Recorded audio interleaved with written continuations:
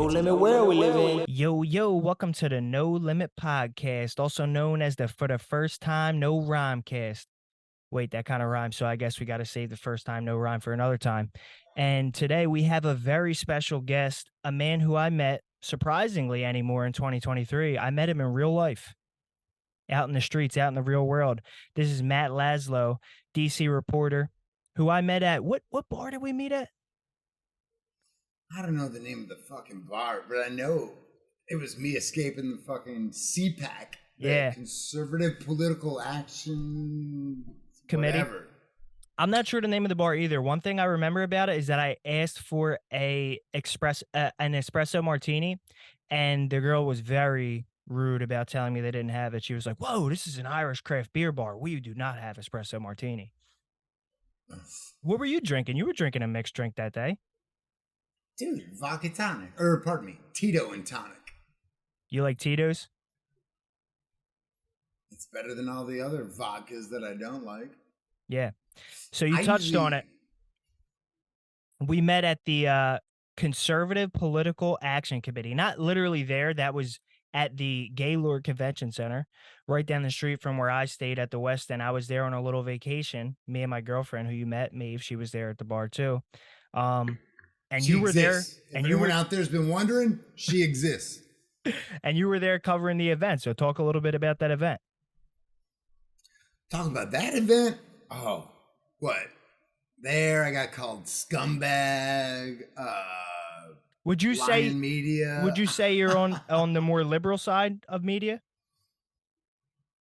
I'm a cynic, and I'm paid to be a cynic. These days, yeah, the contemporary Republican Party, they don't know who they are. So it's hard to even consider myself ever a part of them. But I also break out of the vein. I'm not like the straight liberal media. I mean, MSNBC, all that. Mm-hmm. I've worked for Vice News, been a correspondent for them, Vice News Tonight, but also Rolling Stone, Playboy, covered drug policy for a lot of them. But yeah, I've been covering Congress for 17 years for whoever I want to, and whoever will hire me. Yeah. So who were a couple of the names at that event that you got a chance to talk with? See, half of my job is them running away from me. But they're Congresswoman Marjorie Taylor Greene, or MTG as she's known to many, Donald Trump Jr., former president's son, he ran away from me. Seb Gorka, former advisor to President Trump, he was like, I went up to him and I was like, hey, I remember I covered you at this event a few years back when I was with Vice. And he was like, well, that doesn't make sense because I think everyone at Vice is fake news. And then I'm thinking and I'm like, oh, wait, that's right. We titled the piece, Seb Gorka calls us scumbags. I thought it was funny. So did my editors. He didn't. Yeah, I have fun. Well, dude, but that event, that's where I met all the Proud Boys. What? 2-3 years before January 6th. You met them years ago at that event. At CPAC. Oh. One of the Proud Boys. And literally, type in a Proud Boy ate my business card at CPAC. And boom, you'll meet me. You'll pop Matt right Laslo. up. But literally, a Proud Boy ate my business card. He was just trying to do some juvenile white boy mind fake. And he comes in, I'm talking to his boys and I'm giving them my cards. And he comes in and starts munching on it. I don't pay him any attention because I'm like, I think that guy's eating my business card. I don't want to make eye contact. You don't look that guy in the eye. Yeah. I just let him do his thing.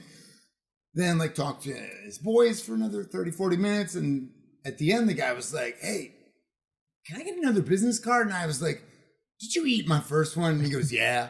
But then next day, so that blows up the internet. Yeah. Next day, I'm outside having a smoke. Who am I smoking with? Enrique Tarrio, head of the Proud Boys. And he's like, you know, I give him a business card after we're done chatting. And he goes, wait, are you that cat? And that's how I know all the Proud Boys, because they went viral and then they marauded my building. You mean this business card? That one, You mean this one? Should I eat it right here, right now? No limit fashion. Please. I remember about that event. You gave me that secret information about Trump coming to give a speech at the event, and that if you wanted to, if you were Trump's Secret Service, where you would bring him in through the back entrance, which I had access to if I wanted to walk down there and maybe catch Trump walking in, making his entrance, but I didn't want to go camp out for the night. Had other things in my mind.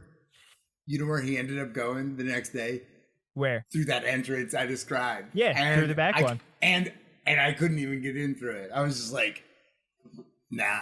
Yeah, it's funny. Magnetometers.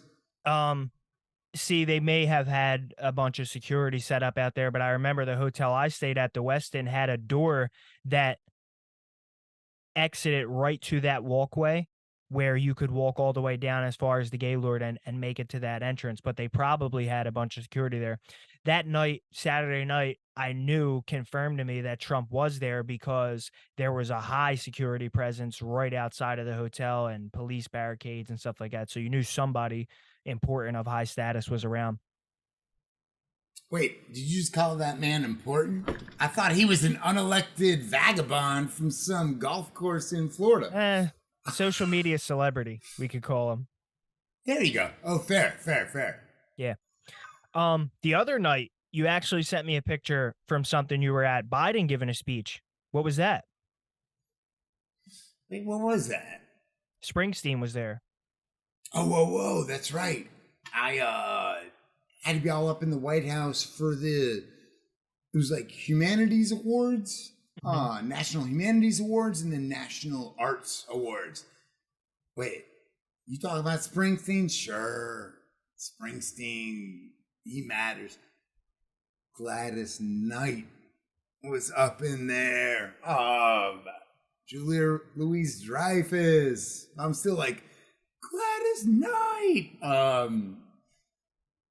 Yeah, they were all up in the White House for some Lifetime Achievement Awards, like the Humanity Awards. For some, if you're giving it when you're older, it feels like that Lifetime Achievement Award. But for some, when you're a little younger, like Julia Louis-Dreyfus, she's like, what, 50s or whatever? Yeah. Others are like 80s, 90s. Her, I'm like, that's just president being like, hey, I really liked your thing Veep. made me laugh. I did that too. It's always interesting, those things. They seem so, I don't know what the word is, to somebody like me who's not deep into the world of politics like you are. Those addresses and those presidential speeches, they seem so, I don't want to say not real, because obviously they're real. They happen. You're there. There's a bunch of other real people there, but they are fake as fuck. They're fake as fuck. They're fake as Virtual fuck. Virtual reality. Dude, that's what I feel like. I'm not even there, in part because press corps or whatever, they keep us way penned in the back or whatever. And like what? One photojournalist at the start of it, he was like, oh man, if you, one print reporter, he was like, oh, if you want to get any comment, you got to go by the photojournalists right where they walk in.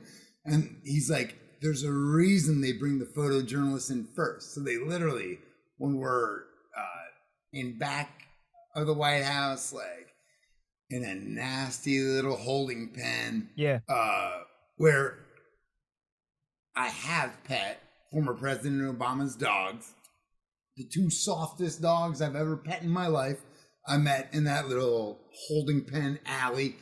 So I've had good experiences there, but they like bring us through. You're going past like unused, no smoking ashtrays. And I'm like, I was just looking for that when I was smoking out front. And they're like, no, you're not allowed back here. So even for you who's in the building, it seems somewhat inaccessible.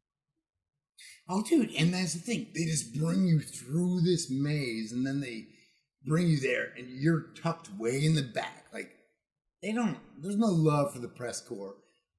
That's why it's so funny when Republicans call us, like, MSM or whatever, like, oh, you're liberal media. I'm like, liberals hate us too. Like, I just burned Bernie Sanders' balls a few weeks back because he was charging, or pardon me, he was doing events for his book release through Ticketmaster. Mm-hmm. And his tickets were selling as high as $273. Yeah. So yeah, I'm equal opportunity hater.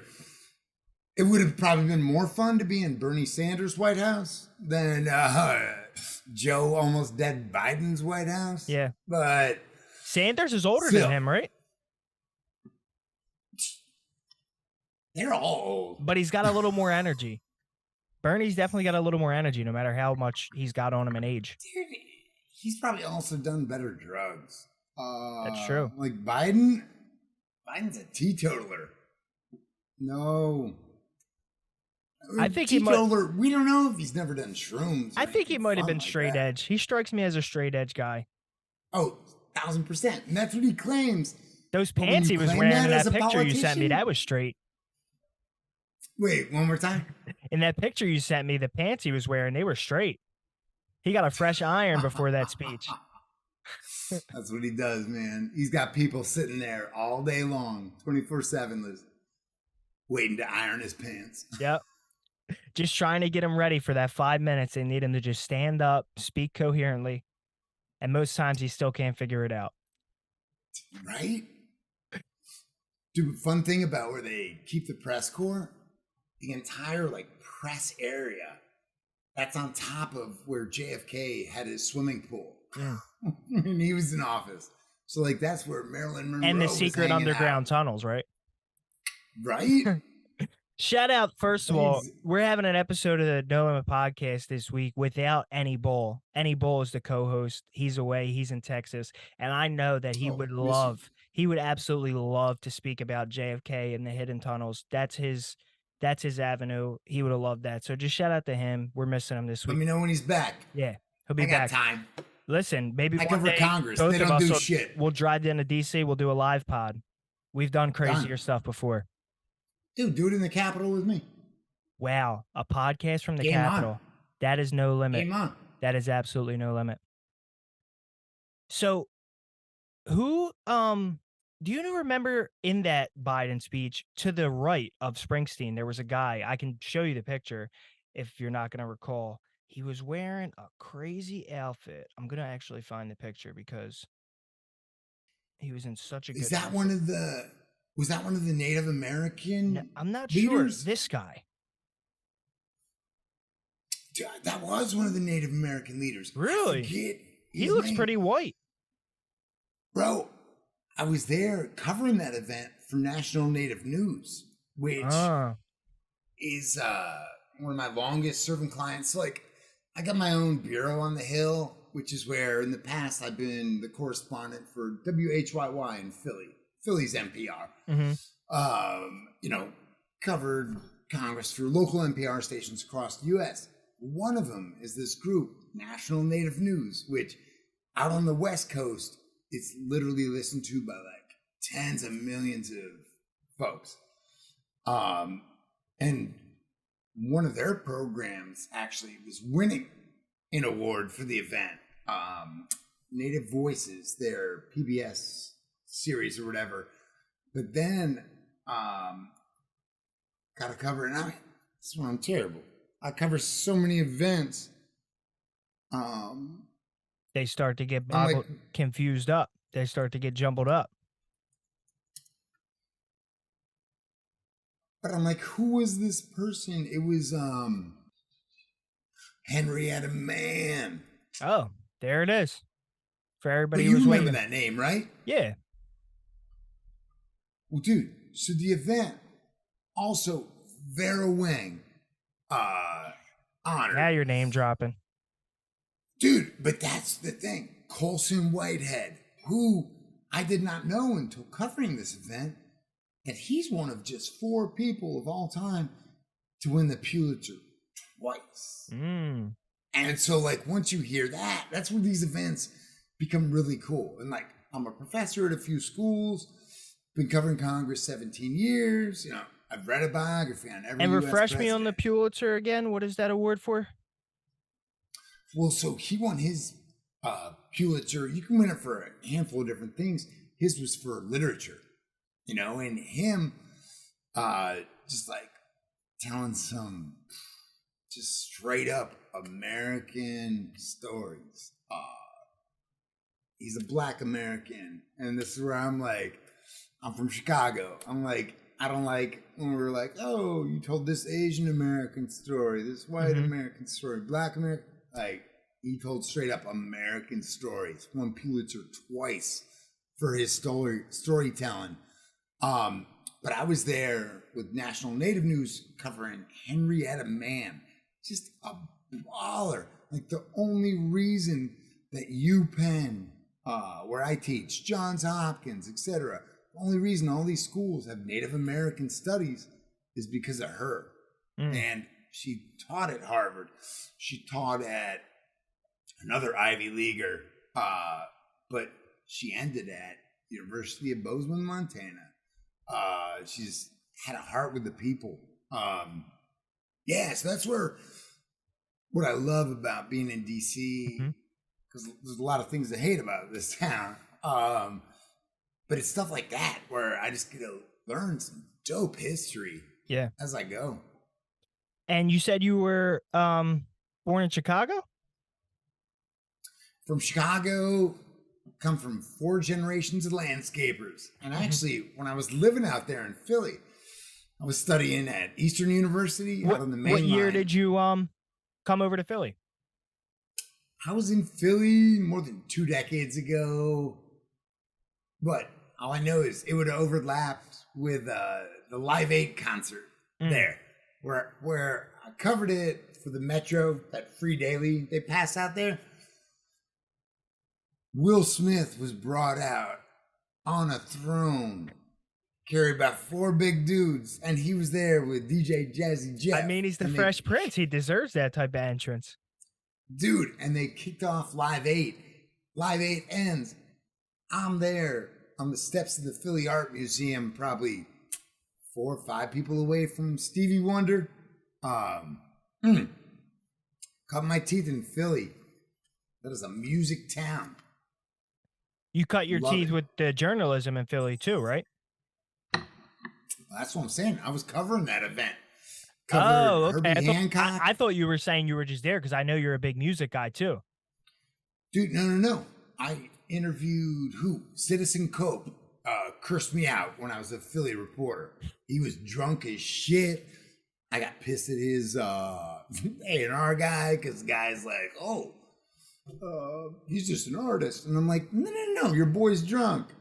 Make him show up to work legit. Yeah. Dude, Philly music and me, like what? I covered Herbie Hancock with Roy Hargrove and Michael Brecker. My Morning Jacket, opening up for Wilco. Who is it? System of a Down, like Melt Your Face Off, Intense Rock. Ain't even my scene, but covered that. Hell yeah. What's Philly's your got scene? it all. The Wu-Tang Don't stuff? even get me started on the hip-hop scene. That's your scene, hip-hop, right? Fuck yeah. Wu-Tang Clan birthed me. What was the song you were playing before we started today? METHOD Man. See, Wu-Tang... Method Man. I was born in 1996, so Wu-Tang was around when I was very early years. I wouldn't remember anything. My dad is a huge Wu-Tang fan. I'm sure you and him could sit there and go track for track singing lyrics. Dude, but what? This past year, I was down in ATL, did a profile of the Senate race. So it ended up doing 4,000 words on Herschel Walker, but then I did 4,000 words on sitting Senator Raphael Warnock. I love how you say that, 4,000 words. Is that how it's like brought to you when someone asks for a story? They say, "Hey, can I get 4,000 words on?" Hey, when I did a profile of a senator in Playboy's last print edition. Yeah, I'll tell you, I got paid $2 a word. So when word count matters to a starving artist. Yo, it definitely does. Woo, Did you do some word 4,000 words counts. on that senator? I mean, no comment. If it was no, they cut unlimited that at way the hell $2 a down. word, I They would cut cut you a that. 20,000 word story. Dude, they cut me down to 2,000 words for that joint. But no, my piece on Herschel Walker looked at him through the lens of trap music. Interviewed, T.I.? Yeah. I know T.I. King of the South. You better. King of the South, baby. That's what I'm saying. But T.I.'s he's got a little overlap with my old generation and yours. But T.I. interviewed the head of his, bro, it's still right here. Trap Music Museum. T.I. founded the Trap Music Museum, and I interviewed who? The curator. Dude, powerful stuff. Trap music, like, yeah. I'm from Chicago. Like what? Chicago, we got boom, boom, boom, handguns, just killing generations of their own, our own. Do you know Chief Keef? Well, dude, but seeing trap music, how the violence of American cities, like, that's where it is different from our generation. I've been listening to a little bit more Tupac, Biggie, because when I go back to that generation of hip hop, I'm like, shit. There's a direct connection with what we're seeing in contemporary hip hop, and if anything, this generation, the violence on the streets, like in Chicago, it's just brutal. The same with Philly, everywhere. Do you know? So I think that's what. Do you know the Chicago artist Chief Keef? Yep. Yeah. As soon as you mentioned that, genre of music, he's the first person that comes to mind. Now, he's a guy that really, I think there's a lot more to his music than what the general public thinks. I think that he's got an extremely long catalog of great music, and it is great hip hop. He's got this certain aura about him that the general public thinks he's one way. But when you really get in his catalog and discography, Chief Keef is, he's really good. He's really good. Oh, yeah. He's on point. My boy Cudi, Kid Cudi. Yes, sir. Him, Chance. And Chance, he kind of brings in that little gospel I like Chance. elements. Way back, I liked him a little more way back when he was doing like acid rap. The 10 Day was like one of his first popular projects. I was more a fan back then, but definitely he's good too from that area. Cudi is from Cleveland, right? Yeah, but that's that Midwest feel. Yeah. So when you got a lot of the same producers doing. Cleveland's got a dope scene. Chi-Town does. Indianapolis does, but it's a little under the radar. But you get music love. Okay, you ready to get into what I've labeled as reg stuff? Do it. Reg stuff, just everyday life stuff. So here at No Limit, that's what we're all about. And honestly, that's why I reached out to you for the interview, because you're a no limit guy. You've got a lot of different interests. You've got different fields of things that you love. And you've covered a lot of different things that are very, not polar opposites, I would say, but just very different. So that's what we're all about here. We've covered your professional life, and now we're going to cover your regular life. Me and you had that conversation at the bar. I know you're a guy who gets into many of things. And I'll start off with the simple question. Papers or Dutchess? Depends on who's rolling it for me. I will smoke whatever, whenever. You never had like that one certain method that you liked over everything else, like a raw paper, a Dutch master? I've had one of my former interns go and get me, what is it? Old English, but it was Anyway, yeah. I'll give me a blunt. Old English. Yeah, but I love an old 40, English 40. I'll tell you that. An old English 40 is hits like 40s no and other. blunts, man. You know 40s and that's blunts. what you That's a know. That's Wu-Tang reference. yeah. Every song Wu Tang ever made was on 40s and blunts. You know that. Read my features. Same thing.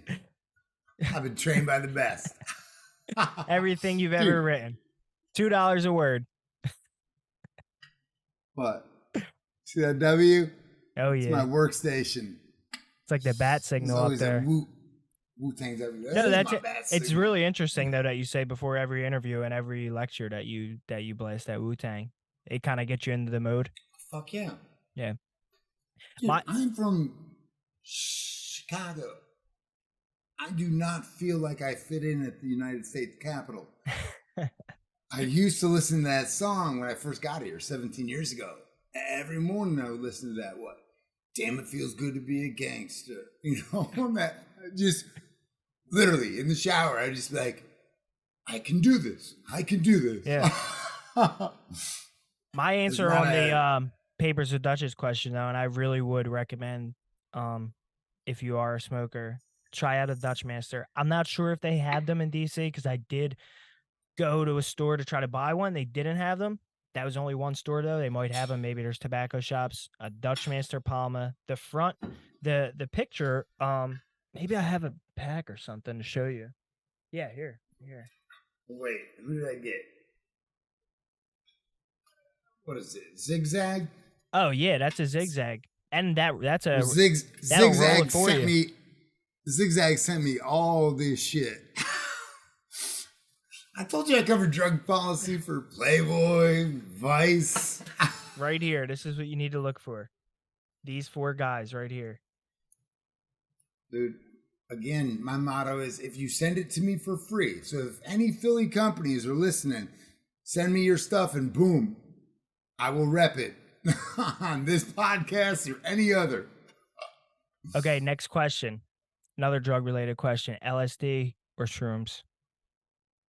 Yeah, so I got both in my crib right now. Whoa. Feds who are listening.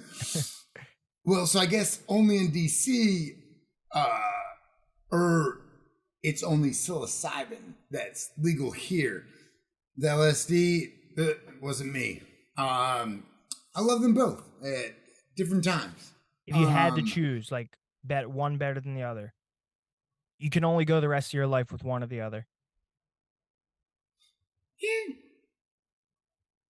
No, I don't take your bullshit unfair question. Dude, I'm a reporter. I don't ask insane yes or no. I love them both equally.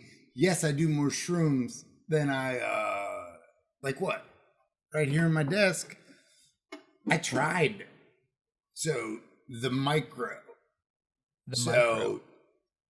Taking a friend did them up, but it was a different pill regimen with psilocybin that I took for a couple months and liked it. Got me drinking a little bit less, evened out my mind. But with this stuff, each one of us is different, and each month is different. So sometimes doing that acid is like what you need, just that it's other more of like planet. a rocket launch. But with psilocybin, especially with what studies are showing us now, and again, it's different for every person, but damn, psilocybin works for me in ways that, and shit, I'm drinking a fucking margarita as we're talking. I cover Congress. Fuck that place. Like, I do a lot of substances. You do your thing. The psilocybin stuff is actually helping me get off the other substances in a way that I've wanted. Very true. You know? And I like it. I see you going like this a little bit, and the audience is probably seeing the tape in your hand. Our next reg stuff question is, how'd you burn your hand? I was pop sitting and stove, flame, 80-pound-year-old, 6-month-old puppy. Have you heard of these Cane Corsos? Cane Corso? Like, yeah, I've heard one. Yeah. Well, so they're Italian Mastiff, puppy, 6 months old, 80 pounds. And when puppy goes for the boiling hot thing, I got the puppy away from it, just not my 2 fingers. Mm. And hand in here. It's a little nasty. Get to the next one. Your favorite politician to interview or cover? I hate all politicians. There's not one you could point to as your favorite? Dude, my job is to throw stones at glass houses. So that's a good way to put it. So that's my job. And I also say my job is to get lawmakers, left, right, center, to trust me enough to tell me what they actually fucking think. So it's not that I'm two-faced. I'm a chameleon. Like, I'm played, but I'm also like genuine in that. So my first tat is tabula rasa. In Latin, it means blank slate. I don't think it's possible for a human to be a blank slate, but I'm like, my best chance at achieving objectivity as a very finite human on this earth is to keep myself out of the fray. So historically, I did not vote. Was one of the few political reporters who didn't vote. Once it was Trump on the ballot in 2016, and I've been open about this in op-eds or whatever, boom, that was a game changer. So whether you're for or against the guy, that was a pivotal election, so I voted. Voted against him, etc. But all that to say, I am dying for politics to become boring again. Because I cannot wait to not vote again. I think a lot of us are. Dude, and that's my thing. I'm like, fuck this guy. He's a reality TV, as I describe him. He's a New York Democrat who co-opted the weakest party that was around. And so he did it brilliantly. He's a master communicator. He got elected president, you know? But oh my God, I can't wait for what I do to be really boring and mean a lot less for all your lives. And do you think that's my goal? And do you think that his role that he played as that, you kind of brushed past it, but that reality TV star has kind of influenced politicians who previously were boring guys? Previously, they lived that life. Now they think, I'm going to be a star too. I need to put myself out there in different ways. Dude, as a professor, and I'm giving this lecture tomorrow, I gave it to Johns Hopkins students this Friday, and I gave it to Boston University students on Monday. Trump is a master communicator, and there's only 2 eras in the media that matter right now. It's BT before Trump and AT after Trump. Wow. Because he has made himself the center of the universe. And it's kind of hilarious sometimes watching Republicans like try to mimic him.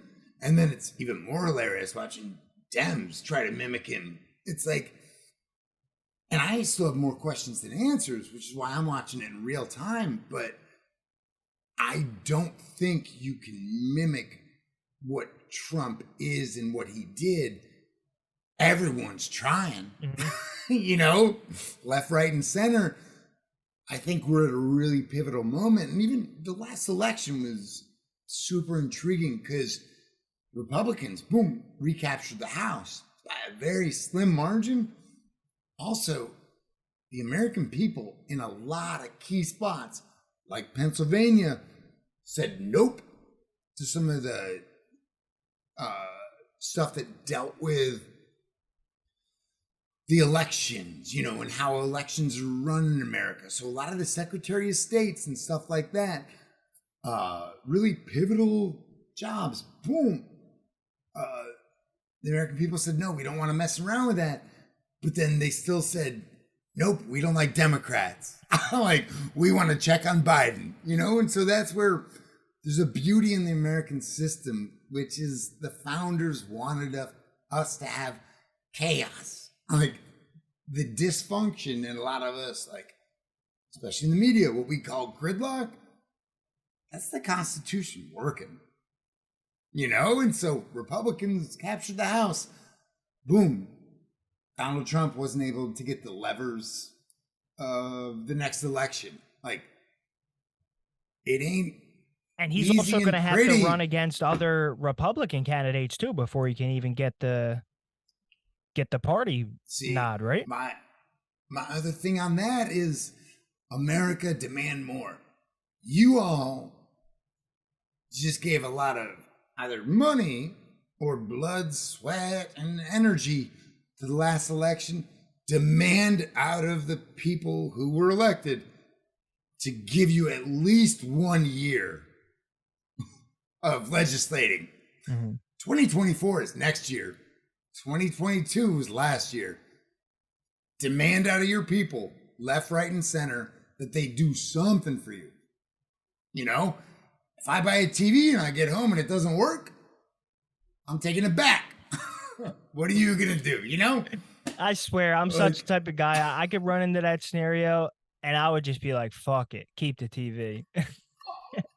I ain't going back to the store. But listen, I do have one more question. We just got into your favorite politician. You said you didn't really love too many of them, but I want to know about your favorite story. What is your favorite story you've ever published, or the best story you've ever published in your opinion? Dude, way to put me on the spot. We're one of the best, because I know as creators we have a lot of different things that we love. You could probably point to a few things you love, maybe a topic that you love to write about, but it's hard to pinpoint one specific one. So just give me one of your best or favorites. Dude, it's sad because I was the head of this publication that went under just like a year and a half, 2 years ago. It was called The News Station. We covered drug policy. We also did dank features. And for that one, I profiled Travis Pastrana, which not a household name. Travis Pastrana, he's basically like... He's from Nitro Circus. I know him. Let me just geek out. I don't think you need to, or you don't need to redo your question. Let me just start somewhere in there. Yeah, sure. Go ahead. Bro, Pastrana. So he's my buddy's... Travis Pastrana. Dude, he's my buddy's cousin. So, like, I've been with him, and, like, where the Washington Wizards play, like, literally sitting in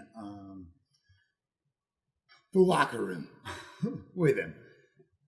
Going out to his place a little bit outside of Annapolis, it's like a kid's playpen. And he's got, like, a skate park like, in his front yard, which goes down to this just huge bike ramps or whatever. Dude, he puts on this thing called the Pastrana Bike Race, which is the most brutal, insane. It's like basically he's got people doing like a marathon or two on bikes, but they're literally chugging beers.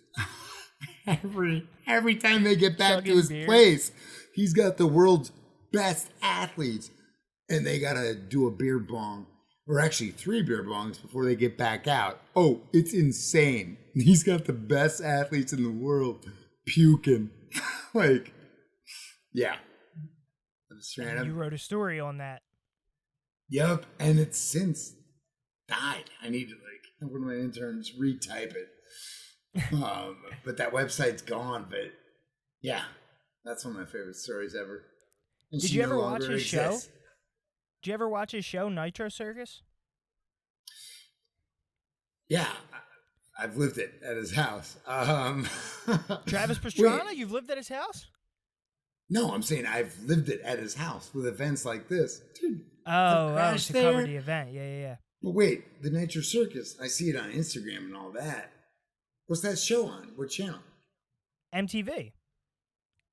Well, it used to be. It was like a stunt show, extreme stunt show, and it was a live show. They traveled around to different arenas. That's when you first said that you were sitting with him in the Washington Wizards building. That's what I thought might have been happening there, because I know that Nitro Circus does buildings about that size for their live show. Oh, dude, that's who it was. I've been with him in all the Nitro Circus. Like, I've seen him perform at Navy Stadium, Annapolis. You know, I've seen him play. What is it? What's my one credit card that I don't like? Capital One, the Capital One Arena in DC. Yeah, I was actually down there during the trip. It's actually right by some of the Smithsonian stuff. It's really close to the one you suggested, LL Cool to the J. Museum of Portraits. Yeah, LL Cool J. Yeah, for the No Limit audience, this guy suggested me one of the best portraits I've ever seen, and it was one of the only more modern pieces of art. Everything else was really classical. Like, not to call it dull, but that was what I would describe the colors as, especially in comparison to the LL Cool J painting. The LL Cool J painting was like the only fluorescent bright one, and it was one of the best, like, without a doubt. I've been meaning to ask you this, so I gotta flip the microphone on you. So when you first met me and you hear me say, "Hey, you got to go to the National Portrait Gallery because it's got this LL Cool J painting that's just dope." Yeah. What was your initial thought? It made sense because you had already told me about music already. You already told me about some of the stuff you covered in the music world, and I could tell that you were really passionate about it, so it didn't surprise me that you suggested the LL Cool J painting. And Bro, the way but that LL Cool presented J, it was that you had a band or a member of a band or something staying with you in DC, and that they told you they needed to go see something, like pray at the altar or something, something along those lines before they go, and they were meant going to see the LL Cool J portrait. Amen. My buddy from this band in the Northwest, Portland, Oregon, whenever he's in town, like, he's been in town when he's been playing for Ila Bumba. They've crashed at my crib, but his band, Wooden Indian Burial Ground, no comment. When they would roll through and crash my crib, he's like, "I gotta go to the portrait gallery, pray at the altar." And once you see it, you see it. But brother, my question for you is, LL Cool J, like, if you told me, like, "Hey, I'm going to listen," or "I'm listening to LL Cool J," I'd be like, "What?" Like, he had like one track. You know, like, He had Mama Said Knock You Out, and honestly, before my time, but I've heard this song before coming up. Around dude, the Way I'm Girl. saying, That's a slapper. oh yeah, dude. But still, when I think great music from that era, I ain't thinking LL Cool J. But then you look at that painting, and it's just otherworldly. Right. Oh, Like, who decided? I'm blanking on the artist. It's not like I even have any clue. I had no clue at all who the artist is, but whoever he is or she is, who decided, I'm gonna make this ornate, beautiful, fluorescent picture of LL Cool J? What drove you to that point? dude, who was the curator? Huge. But who was the curator in DC who was like, yeah, in this building where we have that famous Michelle Obama, that's just like stunning. The famous, her in that big, I don't even want to try to describe it. Yeah, that famous Michelle O. But then Obama with the famous ivy or vines in back of him, like the same building as those, and the same building as every portrait of every president who's ever run this godforsaken town. You got the dopest LL Cool J painting. Oh, ever, It's man. unbelievable. It stands out so much. Even in the room it's in, like you see it, the room that it's in, you enter. For those who've never been to Smithsonian museums in general or the portrait gallery, it's kind of like these long hallways, and there is some art and stuff in the hallways, but you see more when you enter into the side rooms. And his painting is the first thing that catches your eye when you walk into the room. So when I saw that, I expected the room to be filled with more of the same. Like maybe this is the room that's a little more modern. Maybe the colors are going to be a little brighter in here. The subjects of the paintings are going to be a little newer, fresher. And they really weren't. It was pretty much the same old story in that room, other than the huge, bright LL Cool J.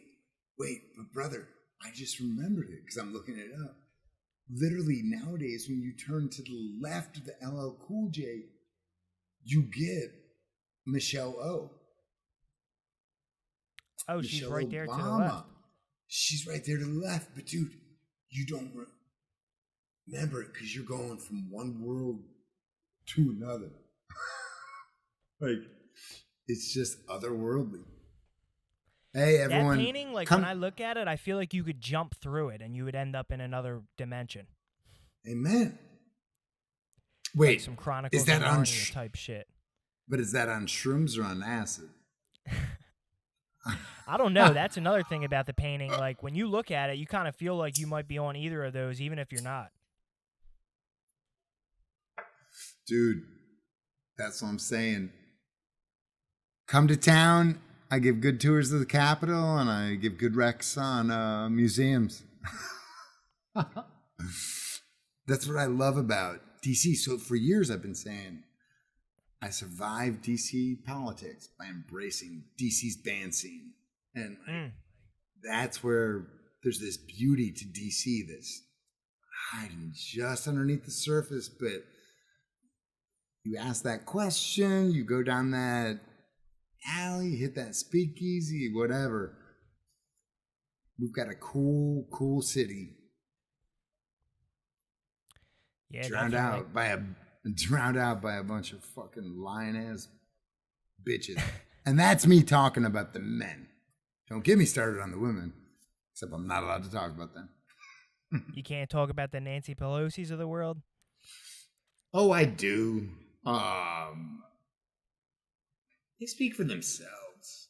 This is still, sadly, a town dominated by old, dying or dead white males.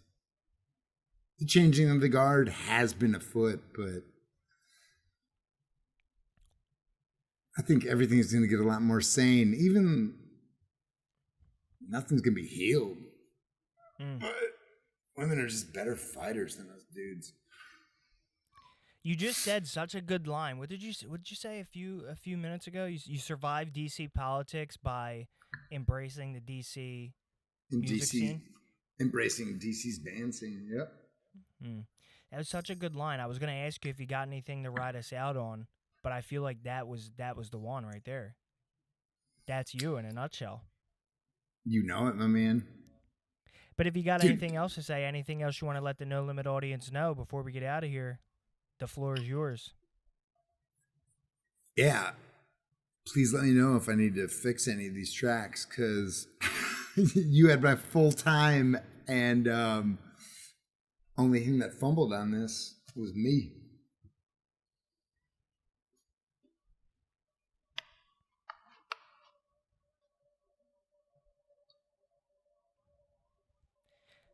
So you're going with those closing words? No. You're going with the closing of DC band scene. The real good thing. That was just like, me. That was just me talking honestly to you. That was very poetic, bro. Honestly, it felt like you were rehearsing that. That's what I've been saying for years, but dude, it's so true. Like, big tat I got on my chest is art that a buddy left on my fridge. Tore out of his book, but like that kid is how I know Cage the Elephant, et cetera, et cetera. So yeah, a lot of my family's now Nashville band scene. Yeah. Because I met him in DC. Because DC, we have a big house show scene. So when bands would be passing through DC, like even bands, indie bands with like albums that are making sales, like videos that are getting watched, boom, they get to DC and no love. Because DC bookers are always looking for the band that was here, or the band that was like popping off a year and a half, 2 years ago. You know? Literally, DC is a maddening city when it comes to shit like that. But DC got around that by house shows.